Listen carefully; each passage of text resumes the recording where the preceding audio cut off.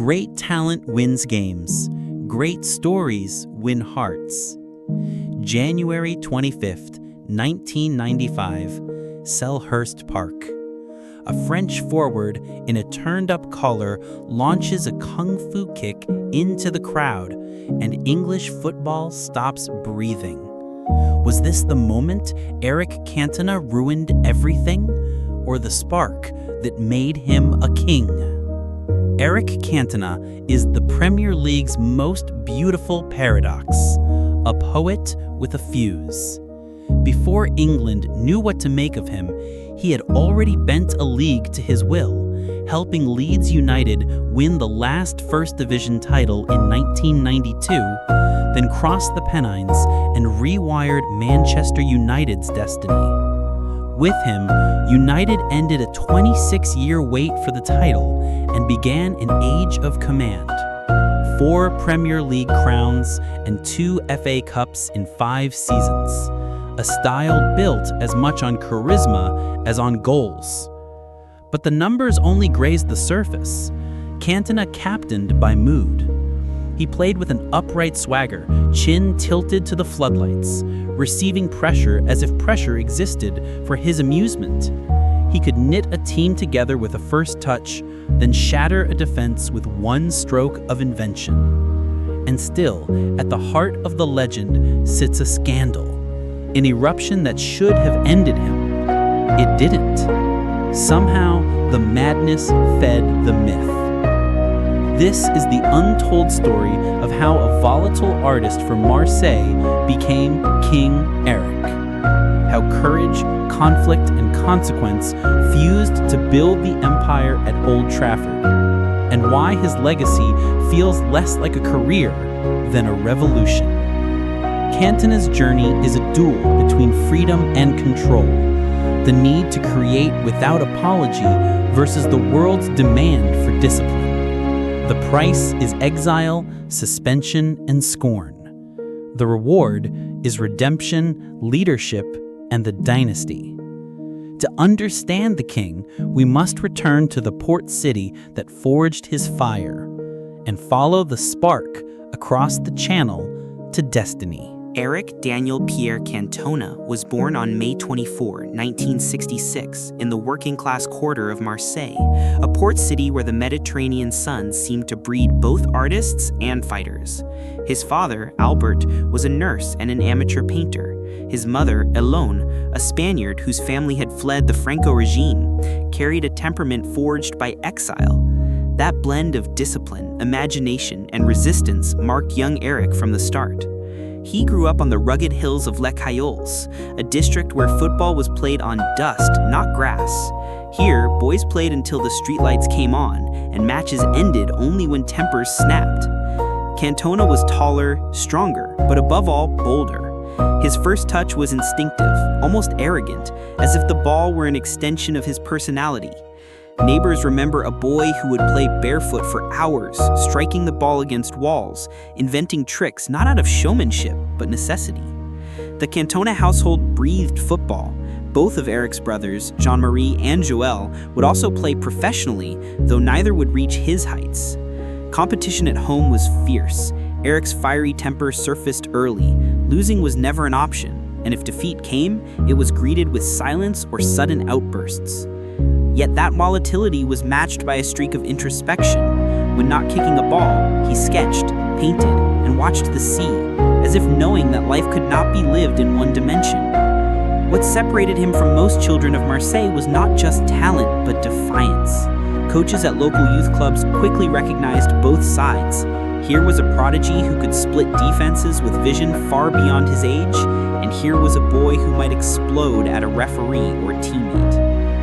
Cantona's first gift to football was raw imagination. His first warning was that he would never play by ordinary rules. The child of Marseille was already becoming a paradox, half artist, half rebel, preparing for a future where brilliance and chaos would never be far apart. Cantona's first true apprenticeship in football began at AJ Auxerre, the disciplined academy run by the stern but visionary Guy Roux. Arriving as a teenager in the early 1980s, Eric found himself in a world that demanded order, strict training schedules, tactical drills, and endless repetition. For most young players, this was a school of obedience. For Cantona, it was both a cage and a canvas. He bristled at authority, yet dazzled in matches, often producing moments of invention that even Roux admitted he could not teach. By 1983, Cantona made his professional debut, and it was clear the boy from Marseille possessed not just flair, but a physical presence rare for his age. He could shield the ball with his frame, control tempo with his passing, and lash shots from improbable angles. Still, the volatility lingered.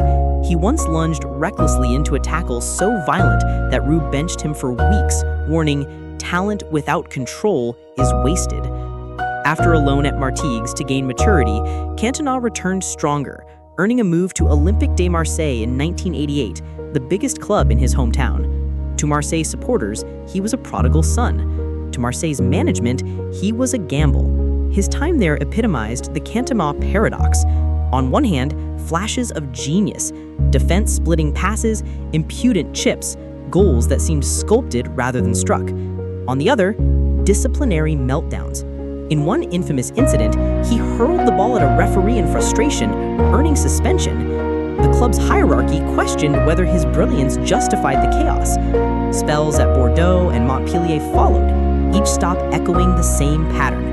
At Montpellier, he fought with teammates during training, yet when reinstated, he became decisive in the club's Coupe de France triumph in 1990. It was as if conflict fueled him. Without tension, he lacked fire. The French national team also tasted his contradictions. He scored on his debut in 1987, but fell out spectacularly with coach Henri Michel, calling him a bag of shit. Subsequent managers alternated between forgiveness and exile. Cantona's reputation across France was set, a maverick too volatile to trust, too talented to ignore. By the early 1990s, his domestic bridges were smoldering. Marseille loaned him out again. French clubs grew weary, and Cantona himself felt disillusioned, yet fate whispered across the channel. England, with its rough pitches and more forgiving attitude toward characters, would offer both sanctuary and stage. Leeds United, in particular, would give Cantona the chance to reinvent himself, not just as a player, but as the catalyst of an empire waiting to rise. When Eric Cantona crossed the Channel in 1992, few in England could predict the tremor he was about to unleash. He landed first at Sheffield Wednesday for a trial under Trevor Francis, but the manager hesitated. It was Howard Wilkinson at Leeds United who seized the chance, signing Cantona for a modest fee from Nimes. Leeds had just been crowned champions of the old First Division, and Wilkinson wanted something different to prepare for the new Premier League era. He found it in Cantona. Almost instantly, Cantona's touch electrified Elland Road. In the 1992 Charity Shield against Liverpool, he announced himself with a dazzling hat trick, the first foreign star to dominate an English occasion in such style. Leeds supporters adored the audacity. Chip finishes, no-look passes, the collar turned up as if football were theater and he the lead actor. Yet the English game still carried suspicions of foreign flair. Commentators muttered about his temper, his ego, his French arrogance. What they could not deny was the effect. Leeds were sharper, bolder, and suddenly global eyes were watching. But Wilkinson remained conservative, often deploying Cantona sparingly, fearing he might disrupt team balance. Cantona, restless and proud, grew frustrated. By late 1992, he sought a bigger canvas. Opportunity came not with fanfare, but with a phone call. Manchester United's manager, Sir Alex Ferguson, searching for a spark to ignite a faltering attack, inquired about Leeds striker Dennis Irwin. Leeds refused, but casually mentioned Cantona's availability. Ferguson, seizing instinct, agreed within hours. The fee? £1.2 million, a figure that would soon look absurdly small for the return it brought. Cantona's arrival at Old Trafford was the ignition United had been waiting for. The club had not won the league in 26 years, burdened by near misses and the weight of history. Within months of Cantona's debut, the team's identity shifted.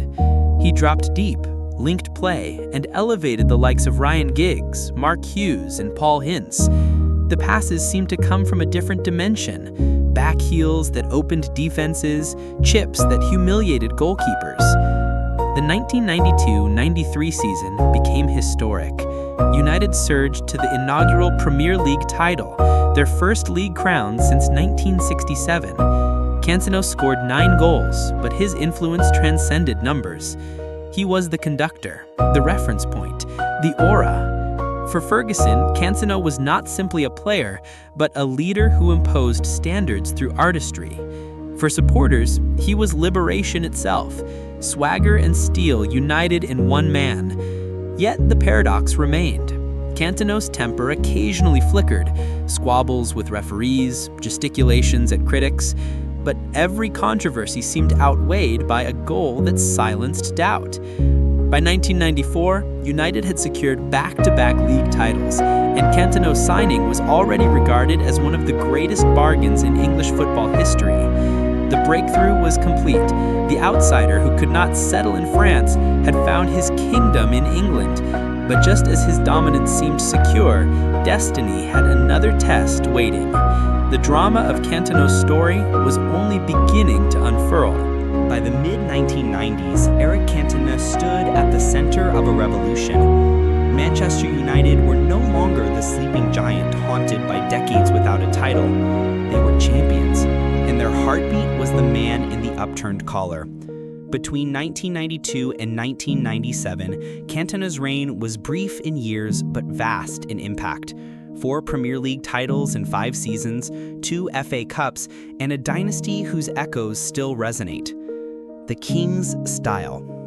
Cantona's playing style was unlike anything English football had seen. He didn't sprint relentlessly or throw himself into sliding tackles. Instead, he glided. He carried himself with a balletic economy, every movement suggesting he was 2 steps ahead. When he received the ball, time seemed to pause. He could kill a pass with his instep, swivel on one foot, and thread a ball that unlocked an entire defense. And then there were the goals. The chipped finishes over stranded goalkeepers, the volleys struck as if painted from canvas, the iconic long-range effort against Sunderland in 1996, followed by his slow pirouette and regal salute to Old Trafford. That goal became more than a highlight. It was a manifesto. The numbers and the aura. Statistically, Cantona produced 82 goals and countless assists in 185 appearances for United. Yet numbers undersell him. His greatness was measured not only in goals, but in presence. When he walked onto the pitch, collar high, chest out, defenders shrank, teammates grew taller. Young stars like Ryan Giggs, Paul Scholes, and David Beckham absorbed his fearlessness. They called him a mentor before they ever called him a legend. Sir Alex Ferguson later admitted, "He was our talisman. He made us believe we could dominate." Rivalries and theater. Cantona thrived on theater. Against Liverpool, Arsenal, or Leeds, he was at his most defiant. He relished being the villain at hostile grounds, smirking as boos cascaded down, then silencing them with a flick or a finish.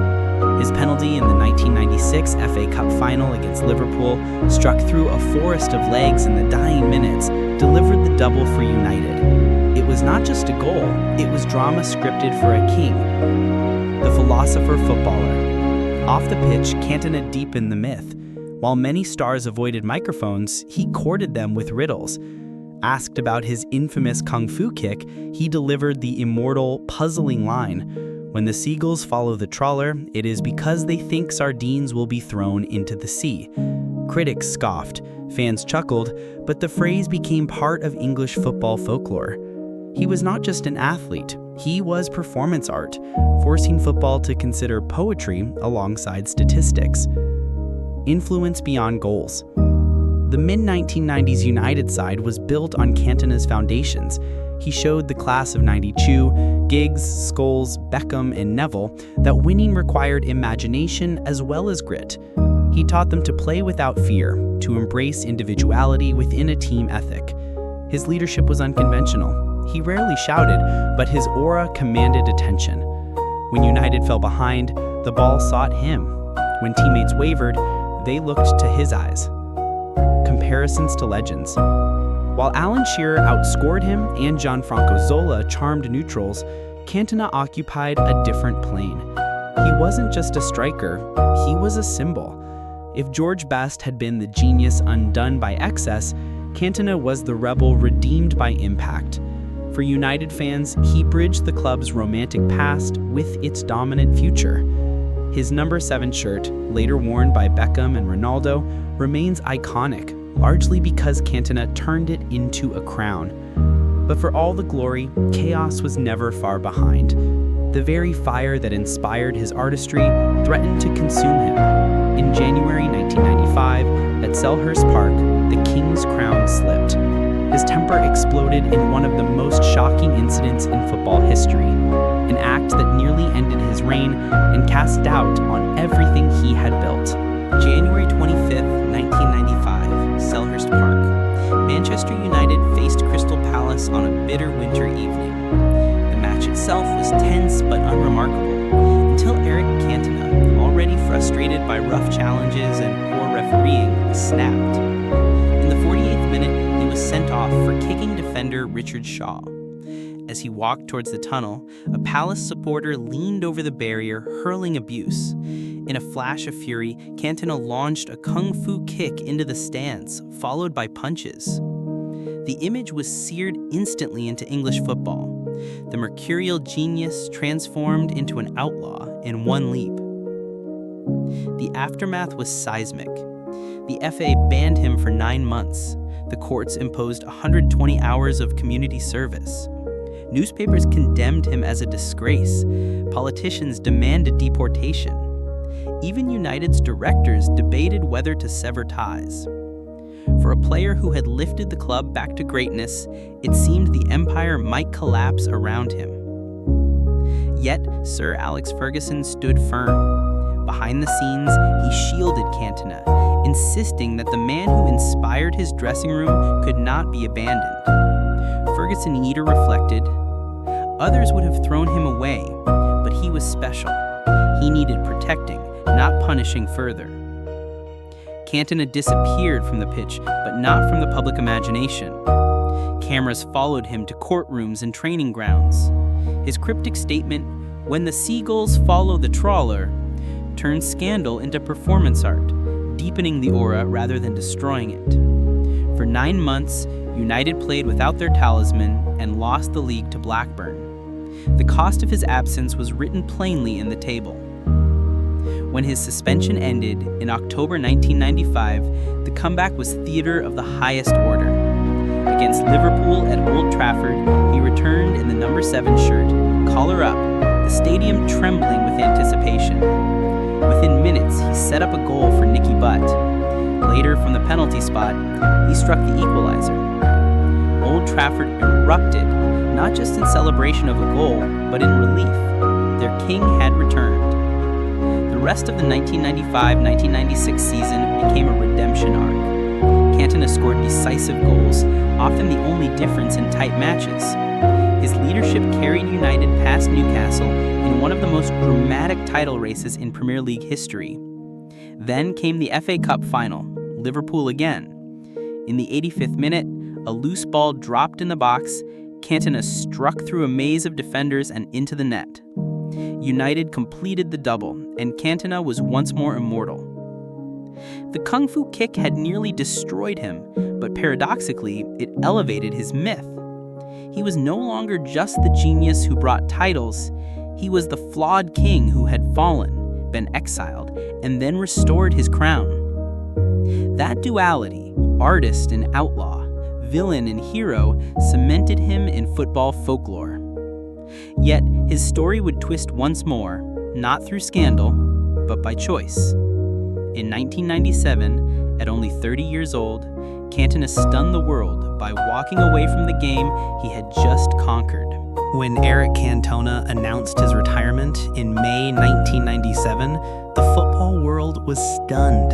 At just 30 years old, with United reigning supreme and his influence undiminished, the king simply walked away. For Sir Alex Ferguson, it was a hammer blow. For supporters, it felt like a coronation cut short. Yet in truth, Cantona had already left enough to last a lifetime. His legacy cannot be measured in statistics alone, though his 4 Premier League titles and 2 FA Cups tell part of the story. More than goals or medals, Cantona transformed Manchester United's mentality. Before him, they were a club haunted by history. With him, they became fearless, ambitious, and unapologetically dominant. The class of '92, Giggs, Scholes, Beckham, Neville, credit him with teaching them the meaning of confidence. He was the standard bearer who turned potential into a dynasty. But Cantona's impact stretched beyond football. His enigmatic personality, his cryptic quotes, his forays into cinema and art all deepened the aura. He was not merely a striker, he was a cultural figure who blurred the line between sport and performance. Fans still call him King Eric, not out of nostalgia, but because his reign feels timeless. When Old Trafford sings his name, it is less about the goals he scored than about the identity he forged. Cantona gave United its swagger. He gave English football its first taste of the modern superstar, equal parts genius and rebel. And he showed that sometimes the most enduring legacies are built not on perfection, but on paradox. Great talent wins games. Great stories win hearts. Eric Cantona's story is proof that genius and chaos can live in the same soul, and that sometimes it is the fire of rebellion that lights the path to greatness. From the streets of Marseille to the throne at Old Trafford, he left a legacy that still defines what it means to wear Manchester United's red. If you enjoyed this untold story of King Eric, make sure to subscribe for more legends of the Premier League, because behind every title and every trophy lies a tale worth remembering. And our next video will take you there.